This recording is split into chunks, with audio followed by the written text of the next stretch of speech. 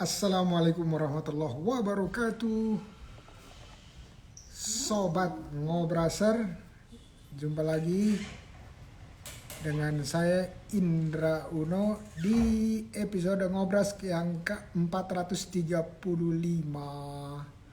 Syukur alhamdulillah masih bisa hadir untuk kenalan nih dengan para pelaku usaha mikro dan kecil, khususnya hari ini dari komunitas Skies Indonesia atau Skillful Entrepreneur. Oke, seperti biasa sebelum kita undang para tamu, kita lihat yang satu ini dulu ya. Tunggu dulu, mana tuh? Tunggu. Oh ini, maaf.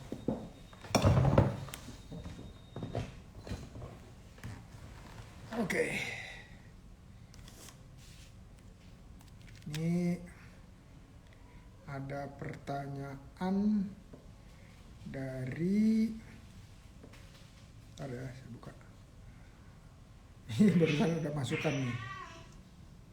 ada masukan katanya kayaknya yang ngerjain ngobrol santai ini dari penulis DNA, katanya cuman saya aja kayaknya. Padahal dibantu ini ya, tapi bilangnya kayak backgroundnya kayak gini. Bukan kualitas podcast. Iya emang bener. Oke, ini dari Mas Dio Mahesa di Bogor. @dio nya 2 MP Instagramnya ya. Pak Punten, bagaimana kalau saya punya usaha tapi kita ingin di sharing profile dengan orang lain seperti sistem franchise? Tapi menurut Bapak sebaiknya franchise ini apakah lepas putus saja atau sebaiknya tetap di bawah manajemen saya? Sebagai informasi, saya bisnis minuman kemasan, baik dari bubuk sampai gelasan yang sudah diseduh. Terima kasih, bantu ya jawab. Oke, Mas Dio. Jadi kalau kita nggak punya produk yang unggulan atau kita tidak punya mitra yang punya keahlian dalam menciptakan produk atau jasa tertentu, pilihan lainnya adalah kita mengambil franchise atau kemitraan juga ya. Jadi franchise kemitraan itu mirip-mirip.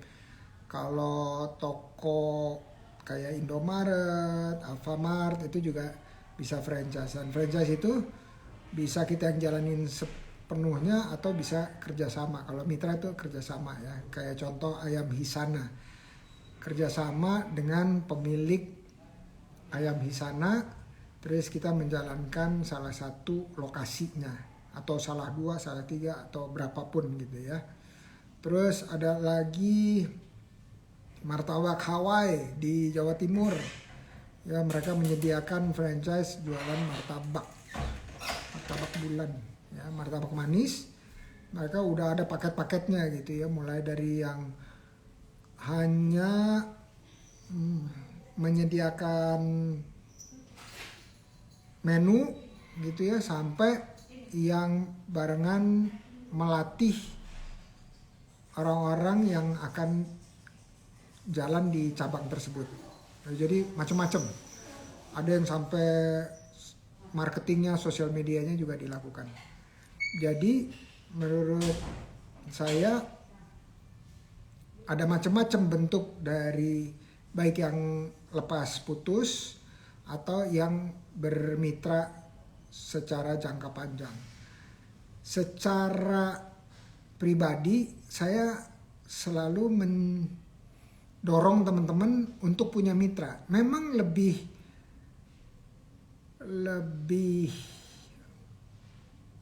banyak belajarnya ya kalau kita punya mitra. Kenapa? Karena lebih dari satu kepala. Kalau satu kepala cuma kita aja, kita bisa istilahnya nyetir gitu ya. Nyetir mobil ya, kita bisa tentukan arahnya ke kiri, ke kanan, lurus atau ke belakang bahkan. Tapi kalau punya mitra atau istilahnya kalau di pesawat itu ada pilot, ada kopilot, atau kalau di rally mobil ada driver, ada co-driver atau navigator, itu memang kita harus menyamakan persepsi. Tapi begitu persepsinya udah sama, itu jalannya lebih jauh bareng-bareng. Ada pepatah dalam salah satu penduduk Afrika ya, katanya kalau kita mau berjalan cepat, jalan sendiri. Kalau kita mau berjalan jauh, jalan rame-rame. Ya, jadi kalau saya di usaha ini pengennya jalan jauh, bukan jalan cepat. Kenapa? Kalau jalan jauh artinya kita bisa langgeng ke bermanfaatannya untuk banyak orang, termasuk untuk diri kita, supaya kita dapat penghasilan, buat orang-orang yang kerja supaya mereka juga punya dapat penghasilan tambahan. Kalau saya disuruh kasih advice, ini jangan yang beli putus, tapi bekerja sama jangka panjang dan berbagi hasil. Ya, jangan khawatir bahwa rezekinya jadi terbagi dua, enggak. Justru kalau kita perhatikan, kalau kita bermitra, itu rezekinya malah lebih berlipat-lipat. Ya, asalkan kita punya satu tujuan. Mudah-mudahan membantu Mas Dio, dan kalau belum, senantiasa terbuka DM saja saya ya. Oke, kita lihat dulu nih siapa ini yang akan hadir. Yang hadir itu adalah, tunggu sebentar. Oh, kok gak mau dia? Bentar. Mas Toto sama satu lagi, tunggu. Mbak Niken, Agnes Sukenti Niken. Oke, dari OKOC atau Skies Indonesia. Oke, ya. Nah, ini dia nih, baru bisa download ya. Oh, saya lihatnya di monitor soalnya. Oh, pantas. Lama dia. Oke, kita panggil ya Mbak Niken. Dokterpreneur, owner Ingpawon. Dan Mas Toto, owner Adiasa Project. Oke, udah hadirkah Ingpawon?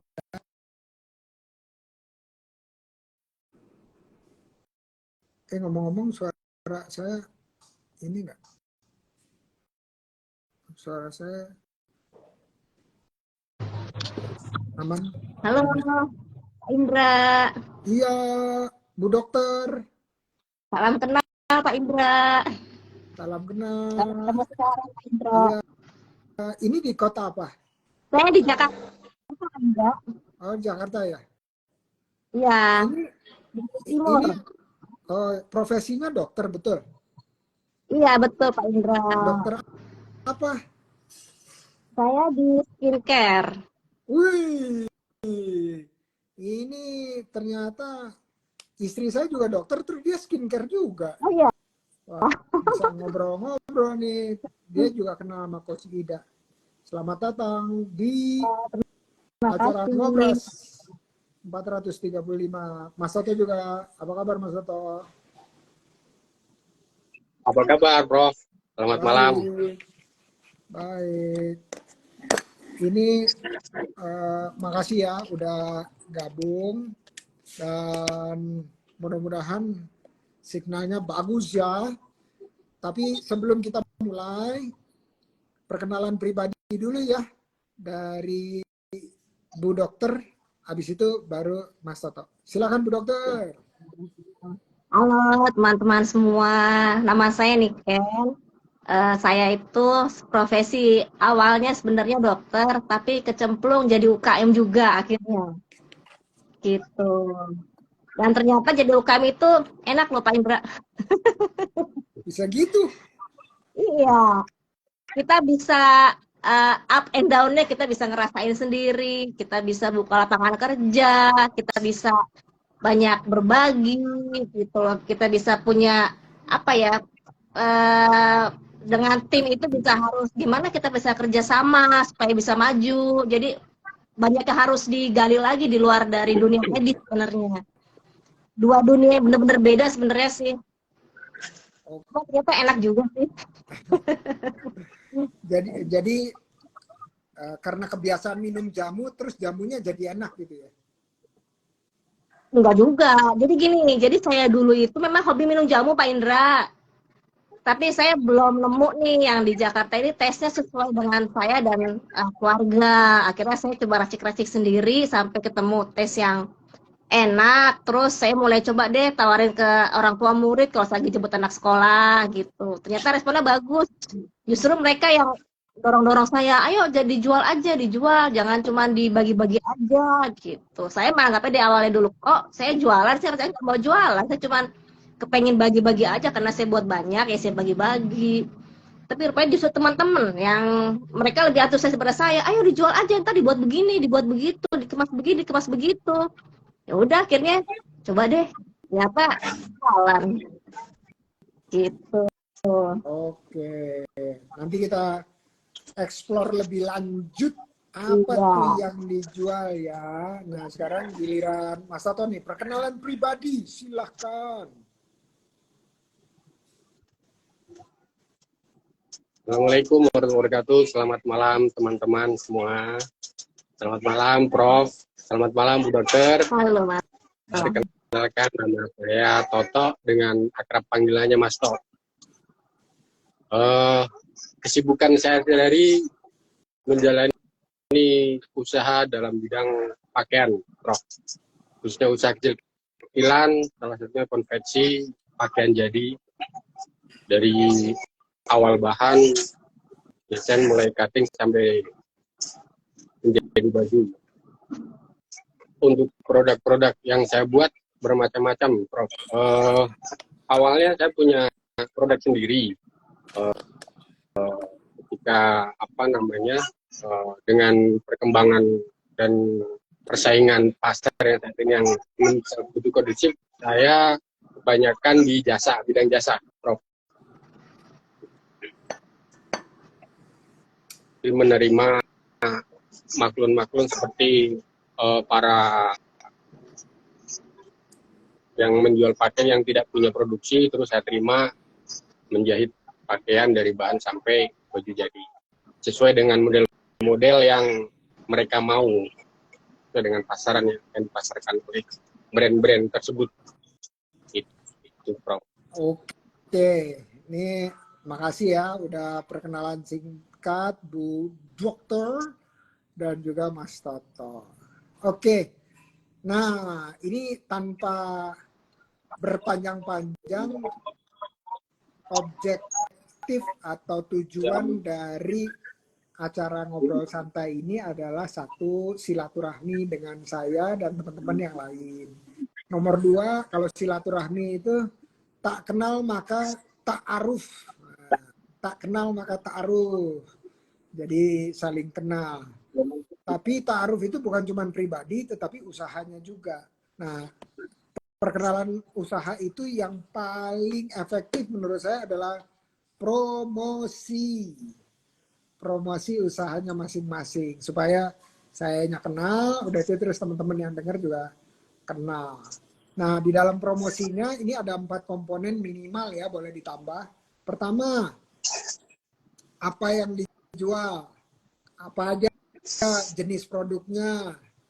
Kedua, berapa harganya, ya, range-nya aja, atau kalau ada lebih dari satu produk ini berapa, produk itu berapa. Nomor 3, bagaimana belinya, di mana belinya, ya. Nomor 3. Nomor 4, apakah terbuka untuk kerjasama dengan teman-teman lainnya. Contohnya supplier, reseller, terus distribusi, keagenan, dan seterusnya ya. 4 komponen tersebut. Boleh lebih, boleh atau 4 aja. Silakan Bu Dokter. Terima kasih. Saya itu sebenarnya jualannya jamu, Pak Indra. Gitu. Karena dari hobi, terus memang jamu itu kan secara medis juga memang ada penelitian juga. Jadi memang bahwa benar bahwa jamu itu untuk kesehatan itu memang benar ada jurnal penelitiannya gitu. Terus dari mulai saya yang dulu minum ready to drink, sekarang saya sudah berinovasi ke beberapa turunannya seperti sirup jamu, kemudian ada minuman serbuk jamu, kemudian ada witang celup jamu, kemudian ada tisane, dan sekarang kita lagi mau buka baru itu jadi dengan kemasan yang dari rumput laut. Sebentar lagi akan di launching. Nah, kisaran produk saya itu dari mulai 30.000 sampai 55.000. Dari yang sudah ada bisa didapatkan kalau di online itu ada di Padi UMKM, terus ada di Shopee, Tokopedia, Bukalapak. Nah, kalau yang offline-nya kebetulan kita sudah bermitra dengan beberapa tempat seperti Transmart, kemudian Food Hall, Hero Supermarket, dan Total Buah Segar. Kemudian sekarang kami ada di Bali, sudah ada di Bintang Supermarket dan Tiara Gatsu, Pak Indra. Sekarang kami sedang inbound dengan Hypermart dan Lulu Supermarket. Jadi kalau di jalan-jalan belanja ke situ, nah kalian dia belanja produk saya. Gitu. Sudah, Bu Dokter? Ya.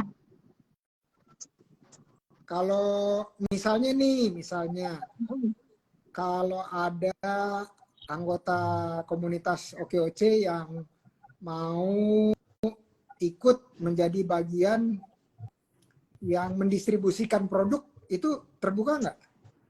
Oh, boleh banget. Kami dengan senang hati menerima teman-teman yang mau menjadi mitra kami. Baik distributor, reseller, atau agen. Monggo. Sebanyak-banyaknya. Kalau mau itu ada mekanisme tertentu nggak untuk bekerja sama? Nggak ada syarat susah sih, hanya karena ini untuk untuk dijual lagi berarti kan pengambilannya kan nggak bisa ecer ya. Jadi minimal 10 piece aja kita sudah bisa kasih harga dengan diskon yang sangat menarik, Indra. Oke. Gitu. Dan produk saya juga sebenarnya nggak cuma untuk bisa dijual begitu aja. Jadi bisa misalnya ada teman-teman yang bikin usaha minuman misalnya. Kayak yang boba kayak gitu-gitu kan, yang hop-hop. Nah itu produk saya itu bisa dibuat diracik lagi untuk menjadi minuman-minuman seperti itu, Pak Indra. Jadi membuka peluang bisnis untuk mungkin dari rumah bisa jualan lewat kayak GrabFood, GoFood. Nah kan bisa buat di rumah itu. Jadi bisa diolah lagi minuman itu. Kalau sekarang berapa tuh yang kalau kemitraan gitu ada berapa jumlahnya? Kebetulan saya pakai distributor. Saat ini ada distributor yang membantu untuk memasarkan produk kami. Gitu. Sama ada beberapa teman yang gabung sama kami untuk menjadi reseller juga, Pak Indra. Oke. Nah, jadi kalau yang distributor berarti nggak ngambil langsung dari Bu Dokter ya? Ngambil dari saya, tapi mereka pakai besar. 1000 piece gitu. Kalau reseller kan bisa 10 piece saja. Iya, iya. Tapi kalau distributor atau agen lebih banyak ngambilnya. Gitu. Oke. Dengan ngambil lebih banyak, kami juga kasih diskonnya juga jauh lebih menarik. Jadi ya kita bisa sama-sama enak gitu loh. Iya, iya. Oke. Jadi boleh ambil 10 udah jadi reseller ya. Boleh, boleh, boleh. Kira-kira nih Ya. itu cukup nggak marginnya buat reseller? Oh cukup banget, Cukup ya? cukup banget. Iya. Dan kalau untuk harga mereka bisa jual, kita kan ada harga yang kita info biasanya harga kita tuh di sekian. Nah, mereka boleh naikin sesuai dengan target market mereka, gitu. Karena kan mereka pasti sudah punya pelanggan sendiri kan. Jadi kalau kita bisa mengukur sendiri nih, oh kalau pelanggannya ini kalau kita kasih margin sekian kayaknya bisa gitu. Karena beberapa sales saya juga dia jualnya jauh di atas saya Pak Indra. Dan itu lumayan mereka gitu. Oke. Jadi selain distributor yang partai besar, yang usaha mikro dan kecil juga terbuka lebar ya untuk kerjasama ya? Iya, iya benar. Bahkan kami sekarang lagi mau mencoba untuk bermitra dengan embok-embok jamu sebenarnya. Kita sedang berusaha mengakses mereka supaya mereka kita bisa bermitra dengan mereka gitu loh. Oke. Kemarin saya baru ingat nih, hari Senin lalu itu ya, pagi-pagi lagi jalan sama istri saya gitu, terus di stadion di Jakarta Selatan tuh ada sekolah polisi itu PTIK atau STIK ya. Itu mbok jamunya itu datang ke lintasan larinya terus nawarin katanya jamu. Itu biasanya saya jarang gitu ya beli dari mbok jamu gitu. Tapi karena istri saya beli, itu saya ikutan beli. Tapi memang ini ya masih ada ya mbok jamu tradisional itu di Masih ada, di kota masih Jakarta besar. masih banyak, Masih banyak ya. masih banyak. Itu mereka Di tempat saya sendiri ada 3 di tempat saya. sendiri atau itu ada dikelola Enggak, khusus gitu? sendiri-sendiri. Makanya Oke. saya kepengen ya apa ya, kayak semacam membuat perkumpulan ya mbok-mbok jamu lah supaya kita bisa mengedukasi juga mereka kan bikin jamu tuh yang bener kayak begini, dari segi hygiene-nya, terus dari segi pengemasannya gitu loh. Sedang berusaha ke arah sana sih. Pak Indra siapa tahu Pak Indra bisa bantu. Boleh banget. Justru nanti kalau boleh abis ini nanti bikin aja waktu sama Winnie, nanti kita dampingi gimana caranya memulai bikin kayak komunitas mbak jamu gitu ya. Oke, boleh banget karena menurut saya mereka keren sih menurut saya. Udah modern gini, dia masih nggak tahu sehari Iya, itu berapa kilo gitu ya keliling jalan kaki gitu. gitu. Apa tetap mempertahankan tradisional bangsa kita gitu loh. Iya, Itu yang saya salah satu misi saya juga visi misi saya itu melestarikan jamu Indonesia supaya tetap ada, jangan sampai nggak ada atau diambil orang kan sayang juga ya Pak Indra. iya. Oke, menarik banget. Boleh banget tuh buat komunitas membawa jamu, terus nanti mereka bisa kita latih, kita dampingi supaya pertama kualitas produknya meningkat, terus ongkosnya mereka menurun sehingga marginnya lebih tebal Besar. buat mereka. Terus habis itu mereka bisa kesana kemari, nggak cuman jalan kaki, supaya bisa cover area yang lebih luas lagi. Dan terakhir, bisa seperti Starling Pak Indra. ya, Kan keren juga tuh. Bisa seperti Starling. Jadi ada sepeda motor khusus yang mungkin dibuat untuk membawa jamu gitu misalnya gitu kan keren tuh. iya benar juga tuh ya. Starling itu bisa tuh bisa. Jadi kayak idenya tuh adalah misalnya ya Bu Dokter nyiapin sepeda yang udah ada belakangnya gitu, terus mereka sewa gitu ya per hari misalnya, contoh sewa per hari, terus nanti ada setorannya gitu, itu bisa. Atau mereka lama-lama lambat laun bisa memilikinya dan seterusnya. Jadi menurut saya sih banyak banget ya model supaya lebih lebih quality cost delivery service. Saya singkatnya QCDS. QCDS. Jadi Q-nya quality, C-nya cost ya turun, D-nya delivery atau speed dalam membuat produknya dan sampai ke pelanggan, sama S-nya itu adalah service atau pelayanan. Wah, mantap mantap. Oke, dapat ide nih. Keren keren. Nah, terima kasih promosinya, Dok. Oke. Nah, berikutnya nih. Ayo, Mas Toto. Monggo, Siap, Dok. promosi. Ya. Siap, Gaspol. Prof. Ya. Gas. Ya. Ya, saya seperti yang saya bilang tadi, Dok, itu Prof, usaha yang saya jelaskan itu memang lebih condong ke jasa ya saat ini ya, karena untuk membuat produk sendiri itu kita masih lemah di pemasaran, Prof. Jadi kita memang mengutamakan untuk jasa lebih dulu, karena apa? Untuk mempertahankan seperti penjahit-penjahit yang bekerja di tempat saya, supaya ada pekerjaan terus. Saya belum siap untuk menjual produk sendiri ataupun membuat produk sendiri, jadi saya bertahan untuk menerima jasa jahitan dari orang-orang yang sudah mempunyai pasaran yang bagus. Untuk masalah jasanya, kita sesuai dengan standarnya harga jasa jahit kita, Prof. Kita menerima berbagai macam model jenis pakaian apapun, seperti kayak seragam atau baju-baju fashion lain, gamis segala macam itu, Prof.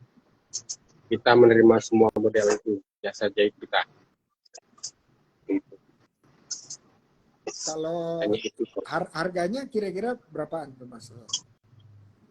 Kalau untuk harga dari cutting sampai, kita tergantung dengan ini, Prof, quantity ya. Kita menerima tidak membatasi membatasi jumlah. Kadang-kadang kan orang yang ingin usaha jualan, dia masih pemula. Jadi kita tidak mematok harus sekian lusin, harus sekian, itu tidak. Ya minimal kita selusin, 2 lusin kita terima. Karena mereka pengen memasarkan produk dia, pengen untuk berkembang juga. Jadi kita tetap menerima, tidak harus mematok harus sekian ribu pieces, tidak. Kalau rupiahnya per piece-nya, atau kalau misalnya di bawah 10 gitu, keterima nggak? Atau 50?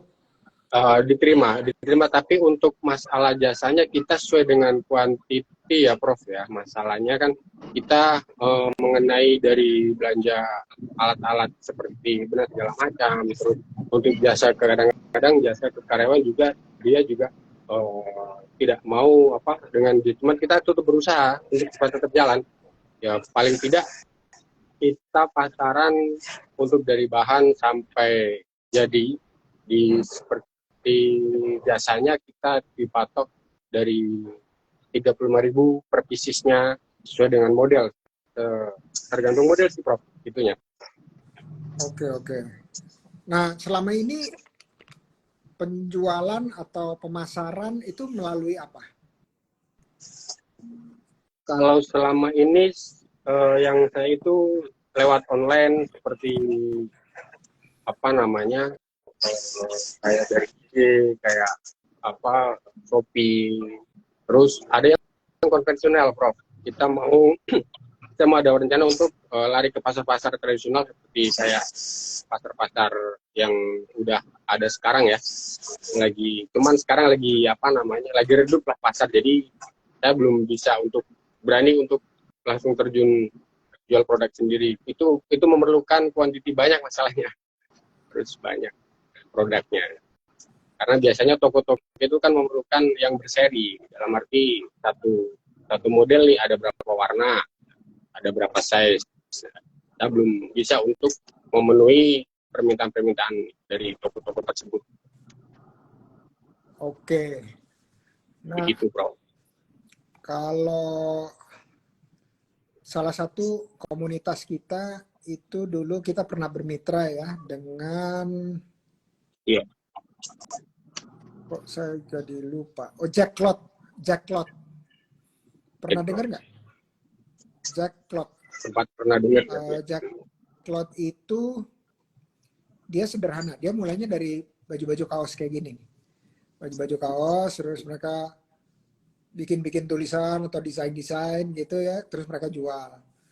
Nah, cara kerja mereka tuh adalah mereka selalu bikin kayak bukan pameran ya, bikin event. Kalau dulu dimulainya dengan musik, jadi musik itu seperti penariknya, udah itu terus orangnya sekeliling itu jualan baju-baju, semua baju-baju ya, mau dari topi, baju, terus celana sama sepatu.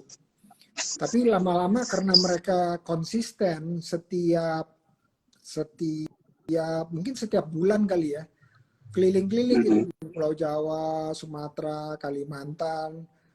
Jadi mereka akhirnya punya nama, ya, namanya cukup dikenal, dan mereka keluar dengan ide bahwa yang membuat baju atau kaos itu bukan cuma mereka aja, tapi orang-orang diajarin gitu ya. Kalau mereka punya ide, terus mereka bilang, ya udah apapun idenya nanti kita yang produksi dan kita yang jualin. Jadi mereka produksi dan jualin. Ide datangnya dari anak-anak itu. Sekarang mereka tuh kalau kemana-mana kayak udah rombongan dengan ada 300 brand lainnya. Ya udah cukup besar, dan setiap kali event itu penjualannya sih udah puluhan miliar ya. Dan anak-anak yang gabung itu mulai dari pekerja kasarnya sekarang udah jadi pengusaha. Menurut saya itu salah satu yang bisa dilakukan. Nah, contoh lain adalah kemarin saya baru ngobras dengan salah satu ibu rumah tangga. Masih usianya, dia kelahiran 89. Masih berapa tuh? 30 berapa tuh? 34 ya? Ya 34 tahun. Nah itu dia murni dari dalam rumah, dia produksi abaya aja. Itu juga maklun ke orang ya. Nah, kenapa saya tanya reseller ke Mas Soto, ke Bu Dokter gitu ya? Karena saya tanya sama Mbak ini, Mbak jualannya kalau dari rumah aja gimana? Oh, dia bilang, oh ya saya punya reseller. Berapa resellernya? 2.000 dalam 3 tahun. 2.000 dalam 3 tahun. Terus omsetnya berapa tuh? Ya sebulan tuh 700 jutaan gitu. Waduh, ini luar biasa banget nih. Dia bilang, saya nggak pernah keluar rumah. Ya nggak pernah keluar rumah karena emang dia punya 2 anak kecil, udah itu terus suaminya nggak terlalu memberikan keleluasaan untuk dia keluar rumah. Jadi akhirnya dia sangat gencar di online ya, sangat gencar di online. Dia punya niat satu, memberikan tambahan penghasilan buat ibu rumah tangga seperti dia, ya supaya bisa bantu suaminya. Nah dia tadinya juga nggak punya produksi sendiri, dia maklun aja, maklun. Akhirnya karena sekarang udah banyak resellernya, dia akhirnya punya pabrik sendiri, bikin di Pasuruan ya, di Bangil. Nah, dan cara kerjanya dia bilang, orang-orang dropshipper aja deh, nggak perlu modal, cuma perlu kuota aja. Dropshipper aja, udah itu terus yang bikin produksi, yang packing, yang kirim mereka. Jadi orang-orang cukup melakukan penjualan aja, model kuota aja gitu ya, terus jadi dropshipper dari e-commerce. Itu ya tadi omsetnya per bulannya bisa segitu. Saya nggak tanya margin, cuma kalau di konveksi itu marginnya tuh bisa 300-400%. Ya kalau udah main volume gitu ya, Iya, marginnya segitu. Kalau di industri fashion, setahu saya gitu, karena misalnya ongkos modal cuman 10.000, jualannya bisa 50.000, bisa 60.000, bisa 70.000. Ya, jadi itu yang saya lihat dari fashion ya, Nah, tapi barusan ya, saya itu ngobrol-ngobrol dengan seorang ahli ekonomi. Dibilangnya Indonesia itu masih di taraf antara 50 sampai 70% level kembali dari pandemi, sebelum pandemi. Ya, jadi belum 100%. Nah, jadi itu kira-kira ya pukul rata. Jadi kalau kita mau invest, itu kita lihat gitu ya, daya belinya sekuat apa, terus pasar udah mau beli atau udah banyak event. Nah, kedepannya nih peluang besar buat Bu Dokter sama Mas Soto itu adalah udah mulai nih yang namanya kontestasi pemilihan untuk legislatif, untuk tahun depan ya, kepala daerah. Daftarnya kan udah dari sekarang, udah ditutup nih pendaftarannya. Terus nanti di bulan Februari 2024 ada penyelenggaraan pemilihan presiden. Nah, otomatis ada anggaran pemerintah, anggaran daerah dan swasta yang meningkat. Karena apa? Secara siklus 5 tahunan mereka harus melakukan ini spending itu apa? Mengeluarkan atau belanja ya, belanja. Nah, itu bisa dimanfaatkan, misalnya contoh bisa bikin tadi baju-baju atau bisa jamu yang white labeling, misalnya white labeling itu labelnya pakai nama-nama mereka atau nama kelompok tertentu atau organisasi tertentu dan seterusnya ya. Jadi itu bisa menjadi peluang atau dimanfaatkan. Nah, terima kasih promosinya nih Bu Dokter sama Mas Soto. Saya ada pertanyaan berikut nih. Pertanyaannya sederhana. Pertanyaannya adalah apakah ada cerita yang mau dibagi ke saya dan ke teman-teman lain yang cerita mengenai tantangan-tantangan atau struggle atau kepahitan-kepahitan di dalam usaha. Ya. Kenapa begitu? Karena buat kita bisa jadi pahit, tapi habis itu kan ada hikmahnya. Nah, yang dibagikan tuh adalah hikmahnya buat teman-teman lain supaya teman-teman atau sahabat OKOC atau sobat Ngobraser nggak perlu mengalaminya lagi. Karena apa? Udah dapat tuh matengnya, hikmahnya dari kita udah dapat. Ada nggak kira-kira Bu Dokter yang mau dibagi? Ada Pak Indra. Jadi kebanyakan kalau dari kita itu kan UKM begitu mulai usaha terus pengennya langsung besar gitu ya, banyak kan pengen jualan di tempat ini, terus mungkin produk masuk ke tempat ini, jadi suka nggak sabar gitu Pak Indra ya kan, pengennya cepet-cepet aja ya. Padahal sebenarnya itu butuh proses panjang gitu. Dan itu jatuh bangun karena saya ngerasain juga, saya kan dulu kan dari pameran ke pameran, dari basar ke basar, yang udah berangkat subuh-subuh, pulang malam, kadang-kadang juga song abis gitu loh.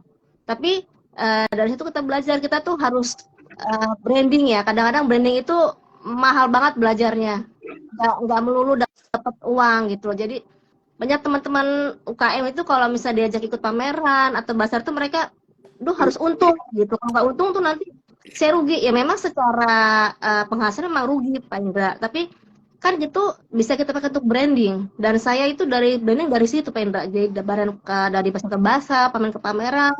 Terus kalau ada kita, kebut kita langsung kita promosin aja habis-habisan tuh. Ternyata mereka ada yang nyangkut jadi yuk saya undang ya jadi narasumber buat acara ini.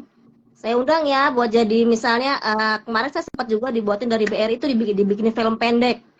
Terus kemarin dari Kompas TV juga datang, mereka bikinin liputan untuk apa namanya Kompas Live gitu. Jadi dari hal yang kecil yang kita sebenarnya nggak nggak tahu ya, nggak perkirakan, ternyata ada yang memperhatikan kita gitu loh. Jadi jangan putus asa kalau misalnya ikut acara buzzer atau misal pamer terus kok zong ya gitu. Nanti ada saatnya kok, ada saatnya nanti naik gitu. Tapi memang harus bertahap ya, harus sabar sih.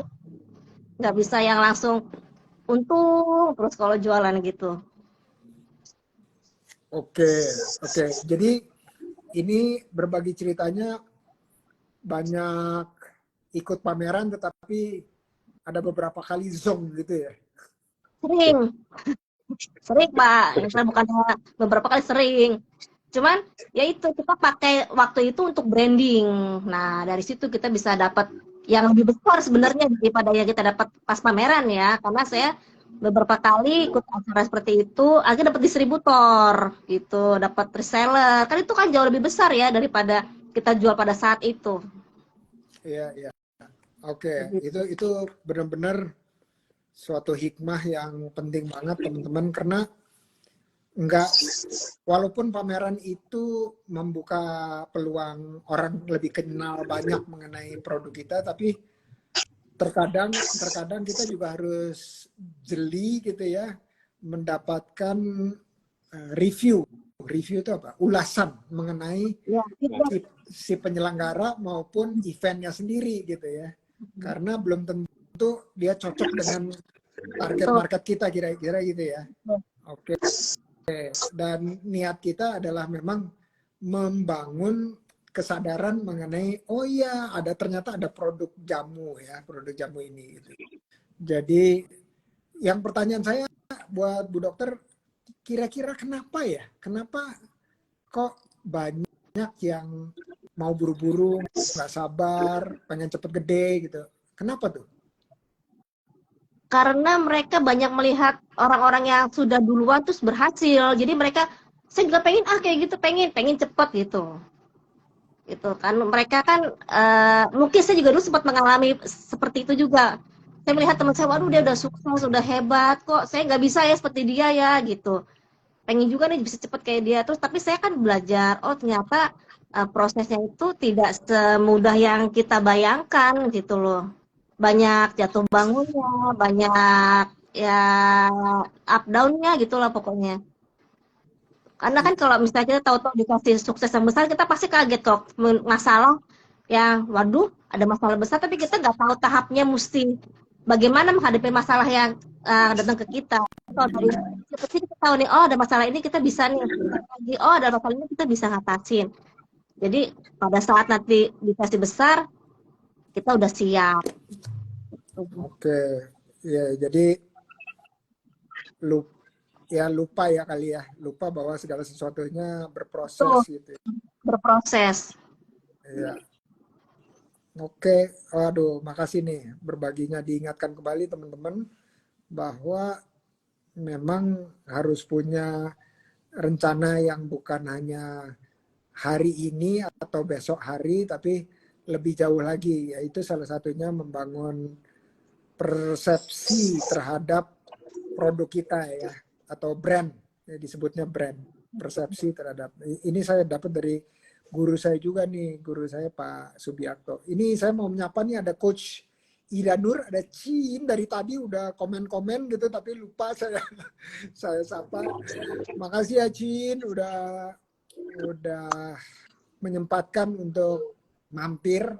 Ini juga ada sahabat saya Teguh Tatong.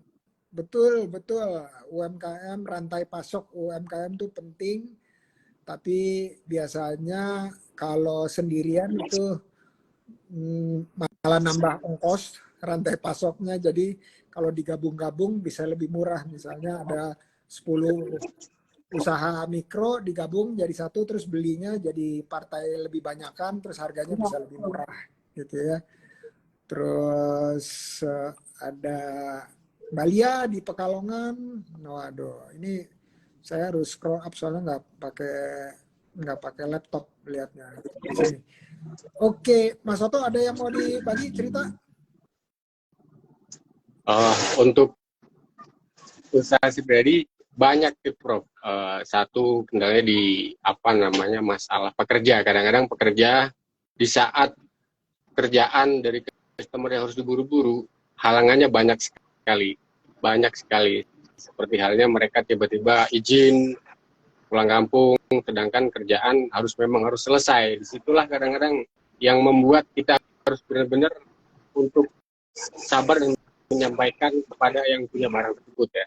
Kadang-kadang kita sering lah yang namanya pesanan orang, terus yang punya barang udah launching untuk dipasarkan, sedangkan di kondisi di lapangan dengan karyawan yang banyak rewelnya itu kan. Akhirnya membuat kita ya tapi ya kita tetap berusaha untuk supaya karena kan menyervis yang lebih baik di customer itu ya, kayak gitu Prof. Pas lagi injury time itu ini ya karyawan Betul. pada libur ya gitu ya, pada ada aja halangannya ya, itu kayak gitu bikin panik. Itu yang membuat kadang-kadang benar-benar mental itu. Iya, kita udah ngitung perhitungan ya, harus selesai sekarang, pas injury time gak ada orang yang ngerjain. Itu tuh ini banget tuh Pak Indra tuh, bener-bener bikin pusing tuh. Atau kalau kayak saya udah injury time, produksinya rusak, nah itu udah pernah satu hari tuh kita nggak produksi sama sekali karena nggak tahu kenapa itu alat produksi rusak semua, nggak tahu tuh kenapa tuh. Iya. Bisa ada resiko itu ya. Betul. Iya. Nah, ini jadi kan kalau kita mulai usaha itu biasanya kita langsung jadi CEO. CEO tahu kan? Iya. CEO, serba semua. CEO itu kalau di perusahaan-perusahaan besar itu di root gitu ya. Tapi kalau di usaha mikro kecil CEO itu sama dengan 4L. Tahu 4L ya? 4L.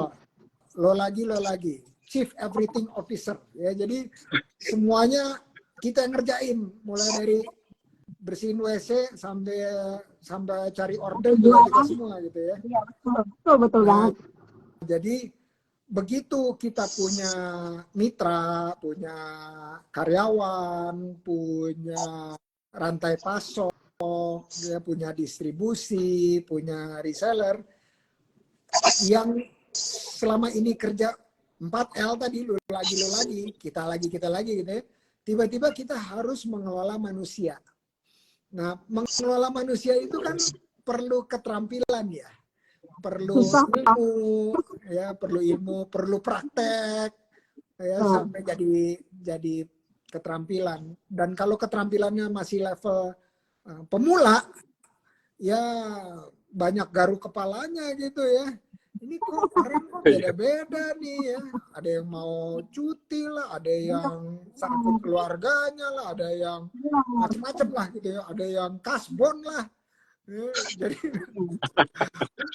makin deh pokoknya kayak gitu Pak Indra.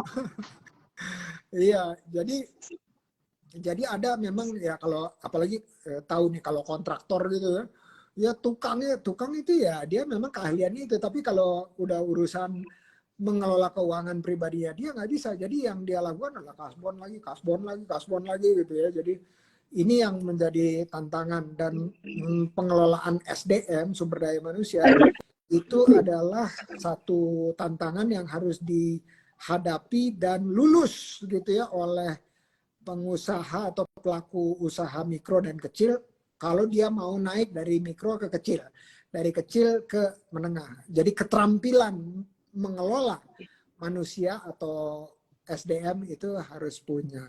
Ini ada yang bilang, Mbak Lia bilang hidup 4L, lo lagi. Ini ada dari Carita Safida. Tidak hanya zong coach, tapi sering min katanya. Benar apa yang disampaikan Bu Dokter, karena yang kita kuatkan dulu adalah branding produk kita agar semakin banyak kenal dengan usaha dan produk kita. Tetap semangat selalu. Nah, terus ada juga yang bilang nih dari yang jualan pempek. Wah, bener Bu. Setiap ikut bazar ya hasilnya minus. Wah, berarti enggak punya. Bukan salah. Banyak minusnya. Tapi yang dapat konsumen baru dari setiap event. Terus alon-alon asal kelakon ya Budok. Nah, gitu ya. Jadi ini bener banget nih sharingnya dari Bu Dokter, dan betul banget sharingnya dari Mas Soto bahwa ada keahlian-keahlian yang tiba-tiba harus kita latih, dapatkan, atau cara lain adalah kita cari mitra, ya partner yang memang lebih ahli dari kita di dalam misalnya mengelola keuangan, mengelola produksi, ya karena itu kan perlu keahlian. Jangan sampai udah tadi disebutnya injury time, produksinya zong gitu ya, gagal gitu. Wah, kita lagi yang harus turun tangan kan. Terus pengelolaan SDM. Jadi di usaha mikro kecil ini tantangan kalau dia mau naik omset atau naik kelas itu, satu, pengelolaan SDM harus punya ahlinya. Ya kalau nggak diri kita sendiri berarti orang yang lebih ahli. Atau ada mentor yang memberikan kita guidance. Nomor 2, pengelolaan keuangan, penting banget. Nomor 3, pengelolaan produksi. Nomor 4, pengelolaan pemasaran. Nomor 5, pengelolaan penjualan. Wah, dan seterusnya ya. Ini keahlian-keahlian yang harus dilengkapi oleh para pengusaha mikro. Ngomong-ngomong, bentar lagi kita mau habis nih. Nah, pertanyaan berikut nih. Ada nggak yang mau ditanya ke saya dari Bu Dokter sama Mas Toto?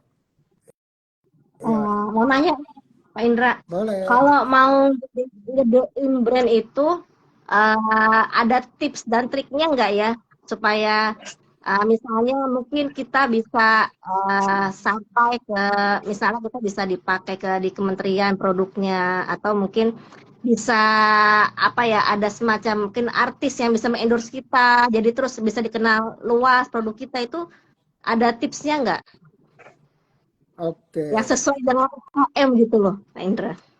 Nah, jadi beberapa organisasi UMKM seperti contohnya ya OKOC atau dari pemerintah itu, setiap kementerian itu dia punya budget atau anggaran di mana dia kerjasama tentunya. Misalnya contoh ya Kementerian Pariwisata dan Kreatif Ekonomi atau Ekonomi Kreatif, dia punya tuh endorser, artis-artis yang memang tugasnya adalah membantu ekonomi kreatifnya ini. Nah, challenge-nya, tantangannya adalah nggak bisa cuma sekali, 2 kali kita coba gitu ya, harus berulang kali ikut event-eventnya mereka sampai kitanya dikenal oleh kementerian tersebut. Ini kalau contoh dari kementerian. Tapi kalau di OKOC, ini kita terbuka lebar, siapapun bisa melakukan endorsement dari kita. Jadi nggak perlu kenal karena kita memang inklusif. Jadi kuncinya adalah kalau kita adalah gabung dengan berbagai macam komunitas, dan kita memang harus mau nggak mau ya, tak kenal maka tak aruf. Kenal, baru mereka bilang saya bantu yuk untuk endorse. Nah kemarin saya baru meeting nih dengan salah satu pelaku industri kreatif. Dia main film dan hitungannya masih ponakan saya. Terus follower IG-nya ada 400 ribuan gitu. Terus saya tanya sama dia, boleh nggak reposting dari produk-produk UMKM? Dia bilang boleh. Jadi lumayan kan, dia followernya 400 ribu buat reposting dari ini. Jadi banyak-banyak menurut saya coba aja dan gabung dengan komunitas-komunitas, dan salah satunya adalah ketemu dengan endorser yang followernya banyak gitu ya, atau kontaknya banyak. Jadi terbuka, Bu Dokter, kalau mau endorse misalnya nih ya kalau saya kan bukan selebgram, tapi mikrogram. Mikrogram. Nah, jadi kalau mikrogram itu ya saya repost aja gitu. Tapi saya bisa minta tolong sama orang yang lebih besar followernya untuk bantu repost. Misalnya kirim produk ke saya gitu ya. Nanti saya bikinin video testimoninya. Terus nanti video testimoninya bisa dikirim-kirim ke orang lain atau orang lain bisa bikin. Misalnya salah satunya kirim produk ke Mas Menteri. Mau nggak? Gua mau banget. Nah, dia karena salah satu pendiri OKOC, dia nggak ada kata tidak gitu ya. Begitu ada anggota OKOC bilang, Mas Menteri, ayo tolong endorse ini. Nanti dia bikinin video gitu ya. Dan videonya minta juga, Mas Menteri, tolong dibikinin story. Karena dia pengikutnya 9 juta gitu ya, 9 juta orang. Jadi kalau dia udah bicara, biasanya lebih banyak orang yang kenal dan ordernya masuk. Oh iya. Gitu. Jadi langsung aja ngomong sama Coach Ida. Coach, gimana caranya nih Coach Ida biar bisa dapat videonya dari Mas Menteri gitu. Ya. Itu tipsnya. Gitu. Ayo Mas Toto, ada pertanyaan buat saya? Paling untuk mengenai ini ya, apakah untuk masalah perizinan, Prof, itu berarti sangat penting sekali, Prof, ya, untuk perizinan. Salahnya kadang-kadang gini, Prof, persyaratan segala macam ya. Kadang saya menerima seragam-seragam seperti kayak dari perhotelan apa segala macam, banyak berbagai syarat yang harus lengkap di usaha kecil saya, Prof. Contohnya apa tuh? Contohnya kayak kita kan kadang-kadang kita dapat tender ribuan. Nah, itu kadang-kadang saya sendiri juga karena usaha masih usaha dibilang usaha kecil belum lengkap dengan persyaratannya segala macam, Prof, ya. Dari keuangannya atau gimana? Iya, semacam.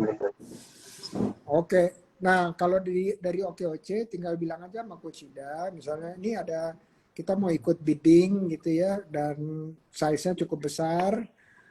Kira-kira bisa dibantu support dari OKOC apa aja gitu ya, OKOC Indonesia supaya persyaratan-persyaratannya bisa dipenuhi. Ya, jadi saya mau kasih PR buat Coach Ida.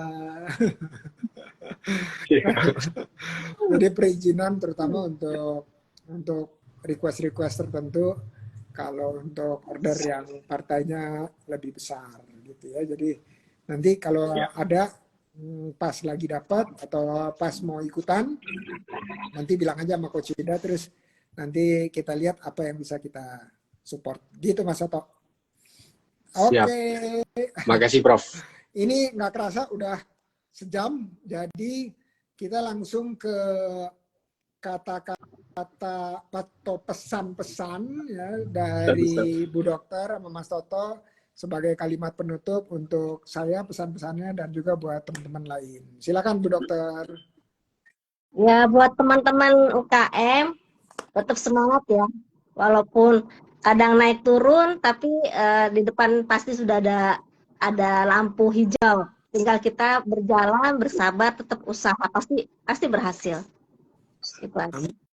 Amin, amin ya robbal alamin. Terus boleh juga mau endorse produk ke saya juga terbuka ya, tinggal kontak Winnie aja. Ya, tinggal kontak Winnie. Oke, Mas Soto silakan sebagai kalimat penutup pesan-pesannya. Buat teman-teman semua, jangan pernah takut gagal dalam usaha, karena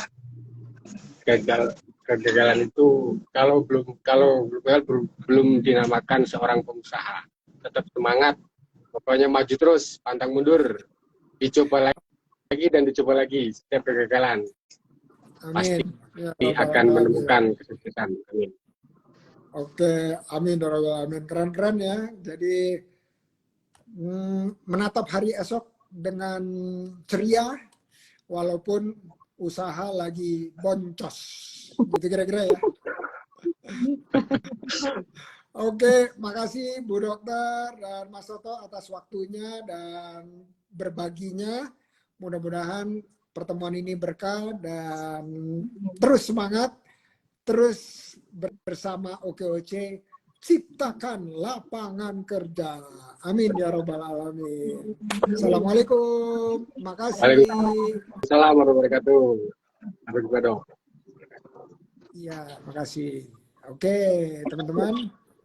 Kita barusan ngobrol-ngobrol seru ya dengan Bu Dokter. Ya, Bu Dokter itu punya nama dari tadi namanya Bu Dokter aja, Bu Dokter Niken ya.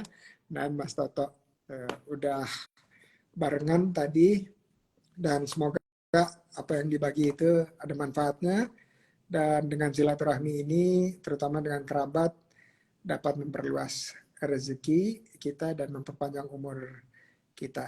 Itu 2 janji Allah jika kita silaturahmi khususnya dengan kerabat.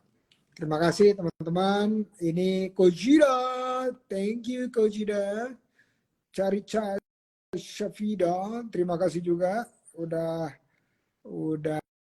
barengan. Wah, see you. Amin. Dan selalu semangat nih Coach Ida ya. Tanpa kenal lelah mendampingi teman-teman. Betty Pay. Wah, makasih juga dari Lampung. Dan ini saya lagi scroll up nih. Selamat beristirahat dan jangan lupa hari ini adalah malam Jumat. Ngapain malam Jumat? Berdoa yang banyak. Karena hari ini malam Jumat sebenarnya udah hari Jumat ya. Kalau di tanggal Hijriah. Teman-teman, selamat beristirahat. Assalamualaikum warahmatullahi wabarakatuh.